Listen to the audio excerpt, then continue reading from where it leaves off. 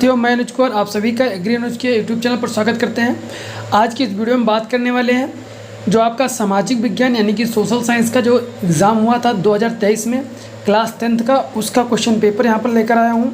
और इसमें आपके जितने भी MCQ आते हैं, जैसा कि आप लोगों को पता होगा कि आपके जो MCQ रहते हैं वो 20 MCQ रहते हैं, तो उनके बारे में बात करेंगे और पूरा पेपर आपको दिखाएंगे कैसे कैसे पेपर आपका बनता है। ठीक है, बाकी ये पेपर भी आपको हमारे टेलीग्राम ग्रुप में मिल जाएगा। क्लास 10th का एक टेलीग्राम ग्रुप ऑलरेडी मैंने बना रखा है, उसमें कम से कम 100+ स्टूडेंट ऑलरेडी ज्वाइन है, तो आप भी वहाँ पर जाकर ज्वाइन हो लीजिएगा। क्योंकि जितने भी क्लास 10th के स्टूडेंट हैं 2024 की तैयारी कर रहे हैं, उन सभी लोगों के लिए पेपर और जो MCQ प्रैक्टिस होते हैं वो सारे आपको फ्री ऑफ कॉस्ट मिलते रहेंगे वहाँ पर। बाकी आपको चैनल के माध्यम से वीडियोज़ भी और मिलती रहेंगी। तो वीडियो को शुरू करते हैं। तो आप यहाँ पर देख सकते हैं, ये आपका जो यहाँ पर MCQ क्वेश्चन चालू होते हैं खंड ए में।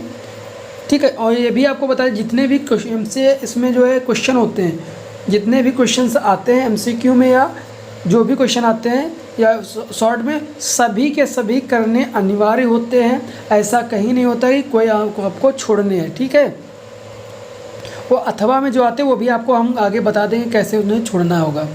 ठीक है, तो यहाँ पर देखिए आपका पहला जो क्वेश्चन था, निरंकुशवाद का तात्पर्य होता है।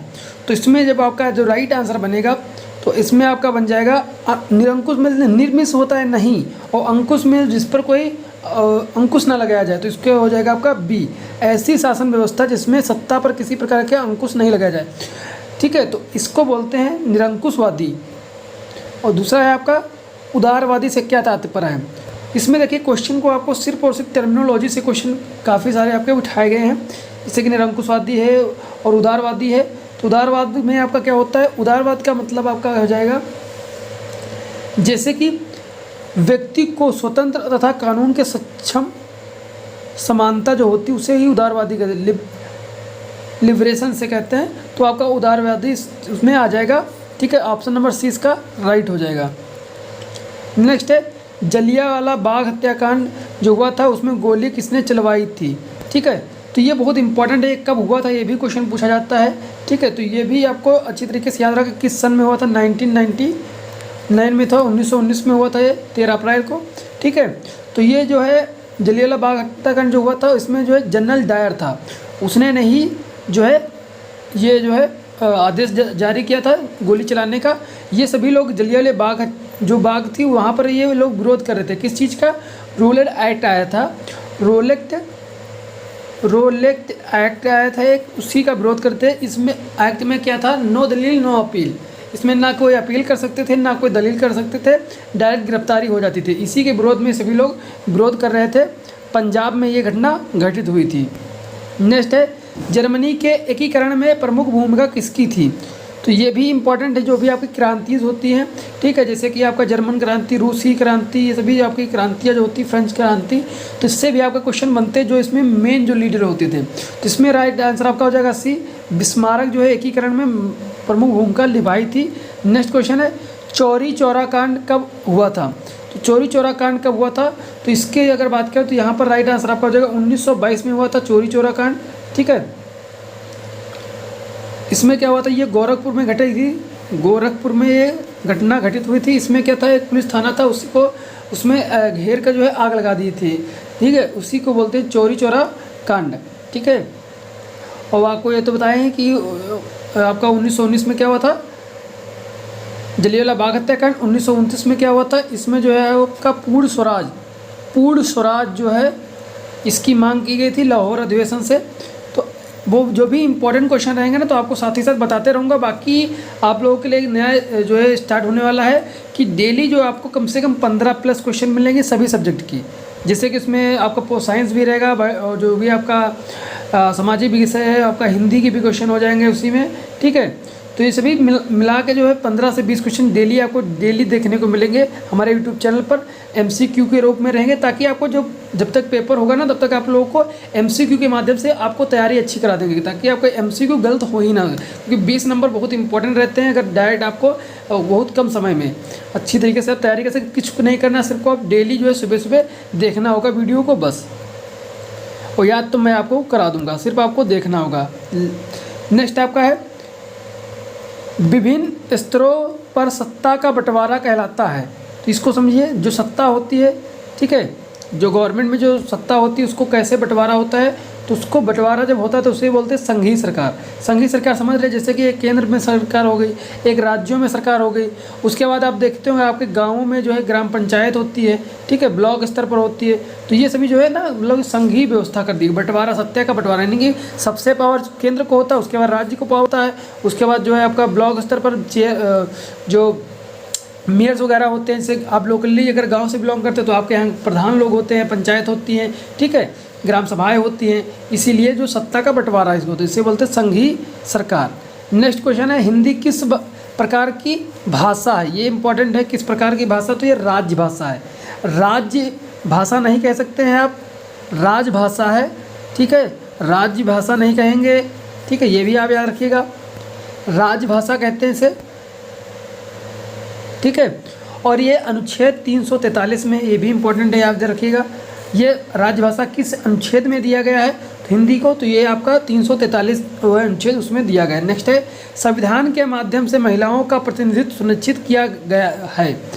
तो इसमें जो आपका राइट आंसर हो जाएगा, तो उसमें आपका बी ऑप्शन इसमें राइट होना चाहिए, लेकिन इसमें कई सारे मत हैं, ठीक है, मेरे हिसाब से इसमें बी ऑप्शन जो है राइट होना चाहिए। नेक्स्ट है, नेपाल में राजतंत्र की समाप्ति हुई। तो राजतंत्र की कब समाप्ति हुई? तो इसमें राइट आंसर होगा 2008 में इसकी समाप्ति हुई है, ठीक है। नेक्स्ट है आपका, भारत में केंद्र शासित प्रदेशों की संख्या कितनी है? तो केंद्र शासित यानी कि यूनियन टेरिटरी कितनी है इसमें प्रेजेंट में? देखिए यहाँ पर प्रेजेंट में जो है 28 जो है इसमें स्टेट हैं, ठीक है, और 8 जो है आपकी यूनियन टेरिटरी हैं, यूनियन टेरिटरी। तो 28 जो 8 ही लास्ट का होता है, तो 28 से याद रखिएगा, लास्ट के जो 8 हैं वही आपके केंद्र शासित हैं, ठीक है। इतने आपके केंद्र शासित जो है राज्य, जैसे कि आपका दिल्ली एक केंद्र शासित है, ठीक है, पुडुचेरी आपकी केंद्र शासित है, और आपका लद्दाख और जम्मू कश्मीर भी आपका जो है, कश्मीर जो है वो भी आपको यूनियन टेरिटरी में चले गए हैं।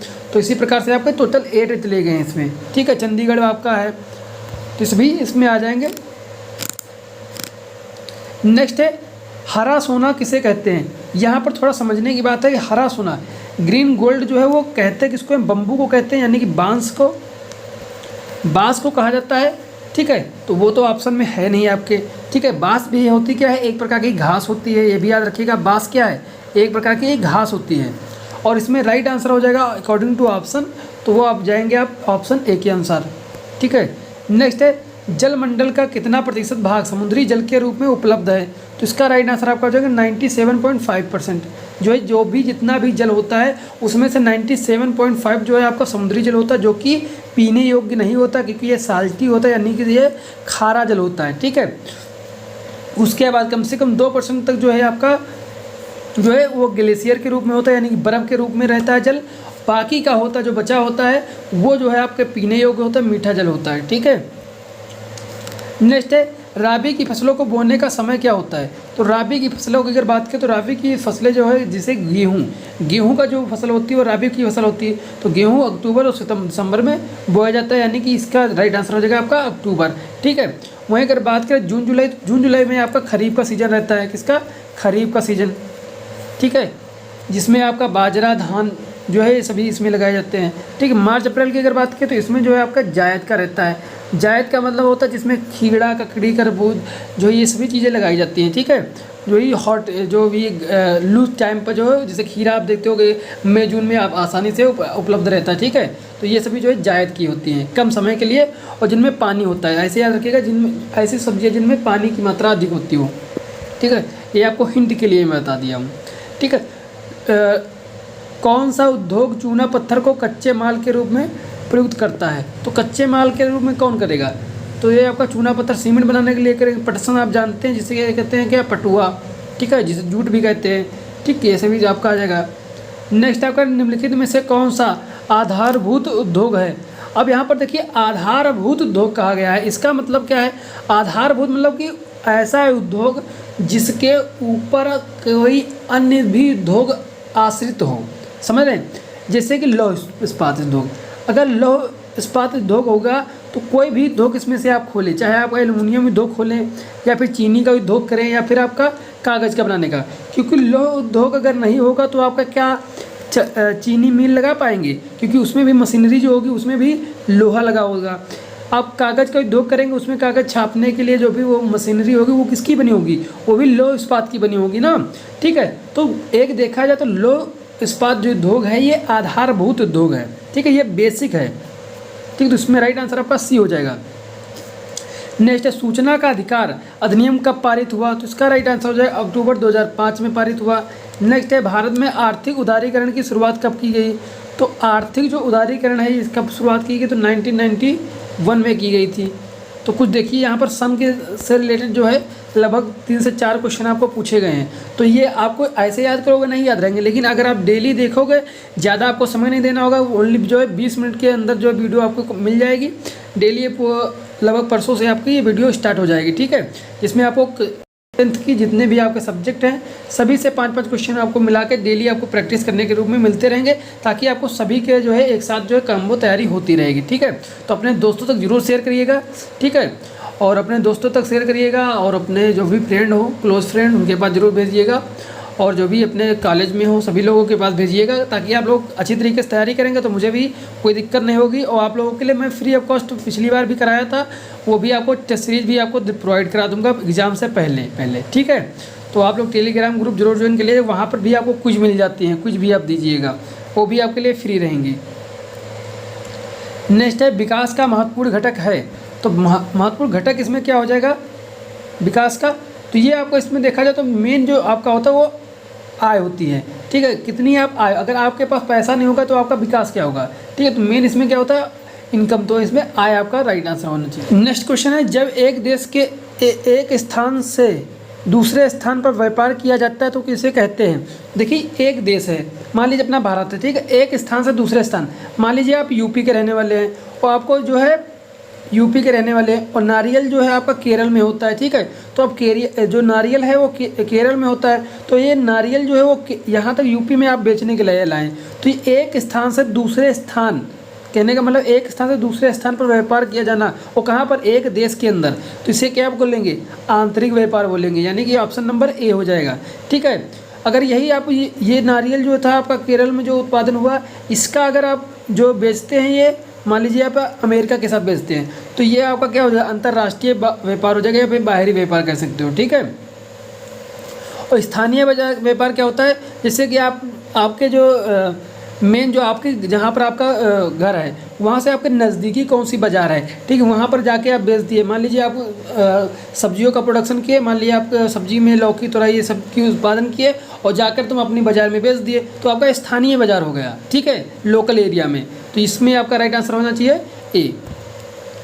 नेक्स्ट है शिशु मृत्यु अनुपात निकाला जाता है, तो ये किस पर निकाला जाता है, तो 1000 जीवित बच्चों पर कितने मृत्यु हुई हैं उसी को बोलते हैं शिशु मृत्यु अनुपात निकाला जाता है इससे। तो ये टोटल आपके 20 क्वेश्चन थे जो कि इंपॉर्टेंट है। 70 में से जो आपका 20 क्वेश्चन आप 5 मिनट में सही करेंगे अगर आप लोग कंटिन्यू वीडियो को फॉलो करेंगे। ठीक है, तो इसका आपके पास भरोसा करिए, एक बार आप लोग लगे रहिए, 2-3 महीने में आपको रिजल्ट जरूर दिखेगा। आपको ज़्यादा कुछ नहीं करना, सिर्फ आपको वीडियो सुबह सुबह वॉच कर लेनी है। ठीक है, बस भूल जाना, मुझे आपको रिवाइज भी कराऊंगा, वो सब कुछ मैं करा लूँगा। ठीक है, आप लोगों को बस इतना ही करना है, सिर्फ वीडियो सुबह सुबह देखनी होंगी। ठीक है, आपको डेली वीडियो मिलेगी परसों से। ठीक है, आपके क्लास 10 से रिलेवेंट जो भी आपके क्वेश्चंस होते हैं वही आपको मिलेंगे, ताकि आपके जो 20 नंबर होते हैं वो आपके अच्छी तरीके से पक्के हो जाएं। ठीक है, बाकी आप देख लीजिए नेक्स्ट पेपर इसमें क्या था पार्ट में। आप इंग्लिश मीडियम से अगर हैं तो आप लोग इंग्लिश मीडियम का भी यहाँ पर देख सकते हैं। नेक्स्ट आपका देखिए यहाँ पर बी पार्ट होता है, तो देखिए यहाँ पर जैसे यूरोप का राष्ट्रवाद है आपका असहयोग आंदोलन के कारण प्रभाव, जिससे इसमें दिया है अथवा लगाकर। ठीक है, तो यहाँ पर आपको इन दोनों में से एक ही करना होगा जहाँ पर अथवा लगा कर देगा। ठीक है, तो यहाँ पर देखिए यहाँ पर इसमें भी आपको एक ही करना होगा, चाहे आप लोकतंत्र का उत्तरदायी एवं वैध शासन व्यवस्था लिखें या फिर गरीबों पर बेरोजगारी की बढ़ती संख्या लोकतंत्र की सफलता में बाधक, ये सभी चीज़ें आप इसमें लिख सकते हैं 2 में से 1। ठीक है, तो ऐसे आपको क्वेश्चन देखने को मिलेंगे, इसी प्रकार से देख सकते हैं, आपको क्वेश्चन यहाँ पर देखने को मिल जाएंगे। ठीक है, अब ये अगर ये भी करवाऊंगा तो थोड़ा वीडियो लॉन्ग हो जाएगा, इसलिए आप ये क्वेश्चन अच्छी तरीके से देख लीजिए। बाकी आपको मैं जैसे ब्रिटेन विश्व समझौता बहुत इंपॉर्टेंट है, ये यूएनओ के जितने भी होते हैं, जैसे ब्रिटेन विश्व समझौता से आपका वर्ल्ड बैंक की जो है इसकी स्थापना हुई थी, IMF की स्थापना हुई थी, इंटरनेशनल मॉनेटरी फंड जो होता है, ठीक है, वर्ल्ड बैंक की स्थापना इसी के द्वारा हुई थी। तो ऐसे करके आपको बहुत अच्छी तरीके से मैं ट्रिक के माध्यम से आपको समझा दूंगा ये सभी चीज़ों को। आप लोग बस आप लोग सपोर्ट करिएगा, ठीक है। बाकी आप देखिए मानचित्रण के लिए आपको मैप से मैं खुद ऑलरेडी बता दूंगा, क्योंकि मैप से आपको अच्छी तरीके से मैप में भरना भी होगा, ठीक, कौन सा स्थान कहाँ पर, तो वह स्थान जहाँ चोरी चोरी कांड हुआ, जैसे आपको गोरखपुर बताया मैंने, तो आपको गोरखपुर पता होना चाहिए कि जैसे ये आपके यूपी है, तो यूपी में गोरखपुर पश्चिमी में पड़ता है कि पूर्वी में पड़ता है, तो पूर्वी में होता है, तो आपको ज़्यादा उसके एक्यूरेट नहीं भरना होता है, लगभग उसके डायरेक्शन में आपको भरना होता है। अब मान लीजिए गोरखपुर यहाँ है, अब गोरखपुर के लिए तुम यहाँ भर रहे हो तो गलत हुआ कि नहीं। अगर इसमें तुम थोड़ा नीचे भी चले जाते हो या ऊपर चले जाते हो तो चल जाएगा, लेकिन आपको डायरेक्ट दूर नहीं जाया जाता है, ठीक है। तो ऐसे करके आपको अच्छी तरीके से इसमें बारे में भी मैं बता दूंगा जल्दी ही, ठीक है। तो ऐसे ही आपको क्वेश्चन देखने को मिलेंगे। देखिए यहाँ पर ऐसे एरो लगा के जो आपको फिल करना रहेगा सभी को, ठीक है। तो ये पेपर आपका था, इसी प्रकार से अगले भी पेपर आपको जल्दी ही मिल जाएंगे, ठीक है। तो आई होप आपको वीडियो अच्छा लगेगा। मिलते हैं नेक्स्ट में, तब तक के लिए जय हिंद जय भारत।